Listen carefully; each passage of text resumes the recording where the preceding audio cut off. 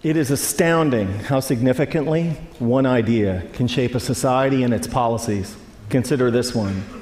If taxes on the rich go up, job creation will go down. This idea is an article of faith for Republicans and seldom challenged by Democrats, and has indeed shaped much of the economic landscape. But sometimes the ideas that we are certain are true are dead wrong. Consider that for thousands of years, humans believed that the Earth was the center of the universe. It's not, and an astronomer who still believed that it was would do some pretty terrible astronomy. Likewise, a policymaker who believes that the rich are job creators and therefore should not be taxed will do equally terrible policy. I have started or helped start dozens of companies and initially hired lots of people, but if there was no one around who could afford to buy what we had to sell, all those companies and all those jobs would have evaporated. That's why I can say with confidence that rich people don't create jobs, nor do businesses large or small. Jobs are a consequence of a circle of life-like feedback loop between customers and businesses. And only consumers can set in motion this virtuous cycle of increasing demand and hiring. In this sense, an ordinary consumer is more of a job creator than a capitalist like me.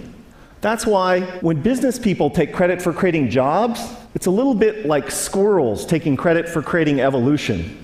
It's actually the other way around.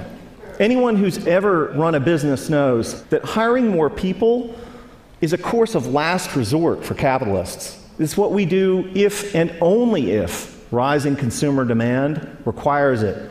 And in this sense, calling ourselves job creators isn't just inaccurate, it's disingenuous. That's why our existing policies are so upside down. When the biggest tax exemptions and the lowest tax rates benefit the richest, all in the name of job creation, all that happens is that the rich get richer. Since 1980, the share of income for the top 1% of Americans has more than tripled, while our effective tax rates have gone down by 50%. If it was true that lower taxes for the rich and more wealth for the wealthy led to job creation, today we would be drowning in jobs. And thank you. And yet, unemployment and underemployment is at record highs. Another reason that this idea is so wrong-headed is that there can never be enough super rich people to power a great economy. Somebody like me makes hundreds or thousands of times as much as the median American, but I don't buy hundreds or thousands of times as much stuff. My family owns 3 cars, not 3,000. I buy a few pairs of pants and shirts a year like most American men. Occasionally we go out to eat with friends. I can't buy enough of anything to make up for the fact that millions of unemployed and underemployed Americans can't buy any new cars, any clothes, or enjoy any meals out. Nor can I make up for the falling consumption of the vast majority of middle-class families that are barely squeaking by, buried by spiraling costs and trapped by stagnant or declining wages. Here's an incredible fact, that if the typical American family still retained the same share of income that they did in 1970, they'd earn like $45,000 more a year. Imagine what our economy would be like if that were the case. Significant privileges have come to people like me, capitalists, for being perceived as job creators at the center of the economic universe, and the language and metaphors we use to defend the current economic and social arrangements is telling. It's a small jump from job creator to the creator. This language obviously wasn't, this language was not chosen by accident.